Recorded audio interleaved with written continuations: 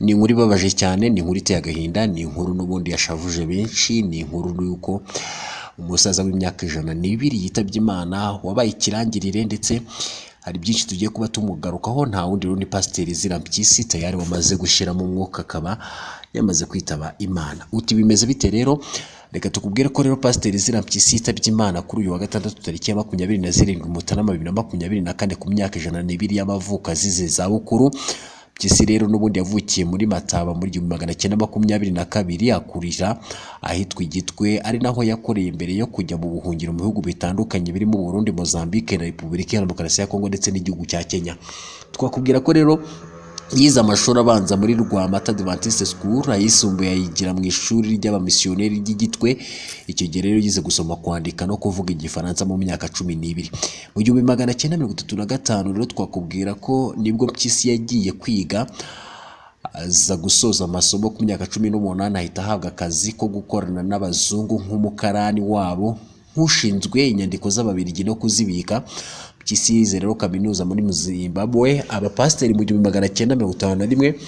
Mu 1953 aba no mu misiyoneri i Kasai muri Repubulika Iharanira Demokarasi ya Kongo, aho yamaze imyaka 3 mbere yo kugaruka mu Rwanda. Yagiye rero hanze nyuma yo guhura n'abamisiyoneri bo muri Amerika na Afurika y'Epfo, ndetse anigisha mu bice bitandukanye by'icyaro yamamaza ubutumwa bwiza.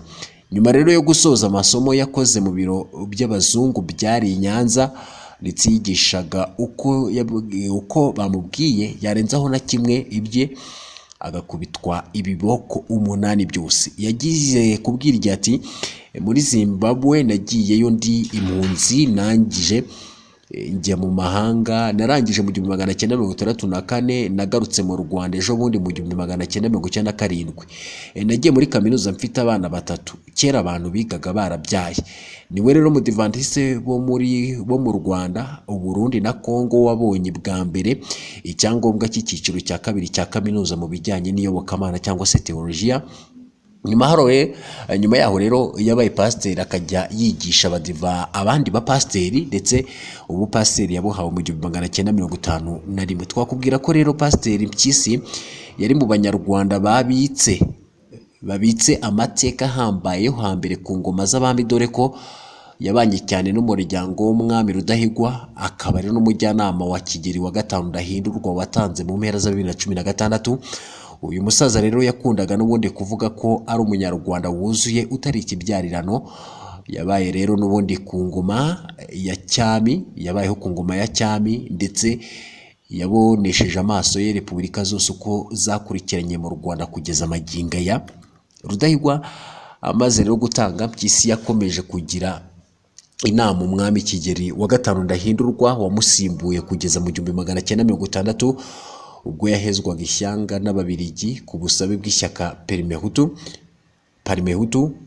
Mpyisi rero yigeze kuvuga ko kwinjira mu itorero ry'Abadiventiste ngo yahuye n'umuntu amusaba kuyoboka Imana, ariko ajyayo ku gahato. Ati badusangagaho turagiye inka i Rwamwata muri Nyanza, bakadufata ku gahato, bamara kukwandika wasiba kujyayo bagakukubita ibiboko. Nemeye Abadiventiste ndetse barambwiye bati uko tukubwiye ubikora utyo, ntukabaze. Mpyisi rero yavuze ko bwa mbere yambaye ipantaro mu 1947. Icyo gihe ngo yagiye kwidodesha i Bujumbura avuye n'ubundi Nyanza kuko nta badozi bahabaga. Dore rero amwe mu magambo atazibagirana yavuzwe na Pasiteri Ezira Mpyisi. Pasiteri Ezira Mpyisi iyo yavugaga byabaga bigoranye guhisha impamvu, ndetse amagambo ye yakunze guhererekanywa cyane n'abakoresha imbuga nkoranyambaga. Inshuro nyinshi rero yumvikanye abwiriza ahantu hatandukanye, ariko abenshi bakitsa ku magambo ye akoresha abwiriza, nuko abantu rero bakayakira. Mu magambo ye rero avuga ko mu myaka 60 yabwirizaga insengero zikuzura, ndetse zikuzura amafaranga bakayazana, agahabwa intebe, ariko kubera ko asigaye avuga ukuri ngo araho ahezwa, cyangwa se araho yahezwaga. Mu mwaka ushize rero yavuze ko nta cyamubuza gusezeranya umukobwa niba yaba atwite. Ati ninde udasambana, ahubwo uyu yaratwite, undi nawe ejo azatwita. Ninde mukobwa udasambana muri iki gihe? Ninde gahungu kadasambana muri iki gihe? Ngaho mumbwire. umukobwa atwite cyangwa adatwite namusezeranya byose ni zero. Baravuga bati Eva yasambanye n'inzoka, inzoka yaryamana n'umuntu sha, ariko mwabaye muti.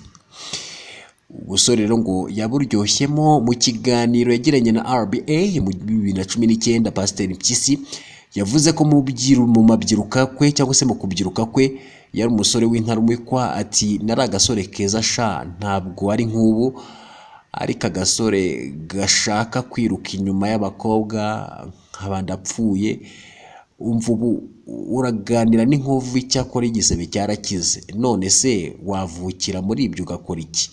Ariko ukagera igihe Yesu akakuvura. Namaze rero ngo yamaze imyaka myinshi abwiriza ubutumwa, ndetse yamaze imyaka myinshi abwiriza abantu ibinyoma. Pasiteri Mpyisi mu myaka ishize yatangaje ko yamaze imyaka myinshi cyane avuga ubutumwa, ariko muri yo isaga 50 yabwirijemo ibinyoma. Yagize ati namaze imyaka 50 mbeshya abantu, babwiriza inyigisho z'ibinyoma zibayobya. Ubu mfite imyaka 94, ariko ndimo ndakora ibishoboka byose, ndimo kwandika ibitabo, ndetse ndimo gutegura amashusho azasigara avuga ubutumwa bukosora ibyo nagiye mbeshya hirya no hino ku isi. Nabaye umuvugabutumwa w'ikirangirire ku isi, ariko nabwirizaga ibinyoma. Birababaje, ariko sinabikoraga nigiza nkana. Nanjye ntabwo nari nsobanukiwe. Abazungu ntabwo badusobanuye neza kiriya gitabo Bibiliya, ariko nabo ntabwo bakizi neza. Yavuze rero ko nta Satani ubaho. Pasiteri Mpyisi ku itariki 14 z'ukwezi kwa kane 2019, ubwo yari ari mu kiriyo cy'umwana wa Depite Theogene Munyangeyo, yatangaje ko Satani atabaho. Ati nta Satani ubaho, ni Rusofero wahindutse ukundi nk'uko Abanyarwanda bahindutse ukundi. Abantu barahindutse, ubu ntibagifite ishusho y'Imana. Icyo gihe rero n'ubundi yanahishuye ko impamvu iwabo bamwise Mpyisi kwari ukugira ngo urupfu rutazamutwara. Twakubwira ko yasabye leta gukuraho n'ubundi ijambo kunyereza umutungo rigasimbuzwa igisambo. Pasiteri Mpyisi ubwo yigishaga abitabiriye ibirori byatangiwemo ibihembo Sifa Rewards 2017 byabaye ku itariki ya 1 Ukwakira 2017, yatanze icyifuzo asaba ko inyito y'abanyereza umutungo wa leta yahindurwa. Ati niba uri igisambo uri igisambo. None ubu basigaye babivuga mu kinyabupfura ngo banyereje umutungo wa leta. Nibagende bo kanyagwa n'ibisambo. Ba minisitiri muri aha muzakureho ijambo kunyereza umutungo wa leta, muvuge ngo ni igisambo. Ndabatumye muzabinsabire. Pasiteri Ezra Mpyisi rero yasabye Abanyarwanda kutarangwa n'inda. Pasiteri Ezra Mpyisi mu butumwa yahaye n'ubundi abitabiriye umuhango wo gutabariza umwami Kigeli wa gatanu Ndahindurwa wabaye ku itariki 15 Mutarama 2017, yasabye cyangwa se yabasabye kurwana ishyaka cyangwa se kurwanirira ishyaka igihugu.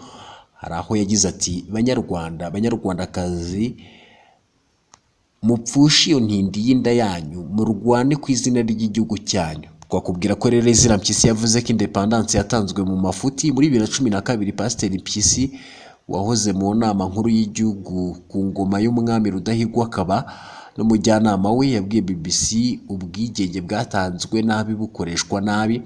Ati independence yatanzwe mu mafuti, independence yabyaye jenoside, nta soni zo kujya kuyibyinirira. Independence siri, abantu barakomeza kurenza igitaka ku byatsi, bizahora bimera, bizakumerana. Twari dukwiye guhinga tukavanamo urwo rwiri. Uyu rero n'ubundi hari isengesho ritangaje Pasiteri Mpyisi yasabiye abarangije muri Inirake. Pasiteri Mpyisi wakunze kutindwaho kubera imvugo zidaca ku ruhande zitangaza benshi, ku itariki 16 z'ukwezi kwa mbere 2020 yasengeye abarangije muri kaminuza ya Inirake mu buryo bwatumye benshi baseka kubera amagambo yakoresheje. Yagize ati abana barangije ishuri ariko ibizakurikiraho ntibabizi. Nyagasani ndakwinginga ngo bishyire mu maboko y'uzi bizakurikiraho cyangwa se bizabejo, bamwe bazaba bakire, abandi bazaba batindi, bamwe bazabaho, abandi bagiye kujya i rusororo. Ibyo byose ntawe ubizi mwami Imana, duciye bugufi ngo twishyiriye mu maboko y'uzi ibizakurikira ejo, tubyambarije mu izina rya Yesu. Twakubwira ko isengesho rero ryagiye kurangira bari muri uwo muhango kwihangana byabananiye, bari guseka kubera amagambo uyu musaza yakoresheje. Pasiteri Ezra Mpyisi rero n'ubundi ari mu bashinze LAC yatangiye mu 1997. Mpyisi rero yakinnyeho filime. Pasiteri Ezra Mpyisi yakorewe filime mbarankuru igaruka ku byaranze ubuzima bwe bwite n'ibindi bimwerekeyeho bizwi nka na bake. Iyi filime rero yiswe Sogokuru, yayobowe n'umwuzukuru we witwa Kamikazi Mpyisi, imara isaha 1 n'iminota 15. Umwanditsi rero n'ubundi yayishingiye ku kuba hari abantu babona sekuru mu isura mbi kandi ari umunyabwenge kandi uzi byinshi ku muco gakondo. Ati igitekerezo cyo gukora iyi filime nise Sogokuru kuri Pasiteri Ezra Mpyisi cyaturutse ku bintu byinshi, ariko icy'ingenzi ni uko ari umuntu twabanye nakuze ahari kandi yari umusaza wubashywe cyane mu muryango wacu. Iyi filime rero ivuga ku buzima bwa Pasiteri Mpyisi. Amashusho yayo afatiwe mu Rwanda mu bice bitandukanye birimo i Nyanza ndetse no mu mujyi wa Kigali.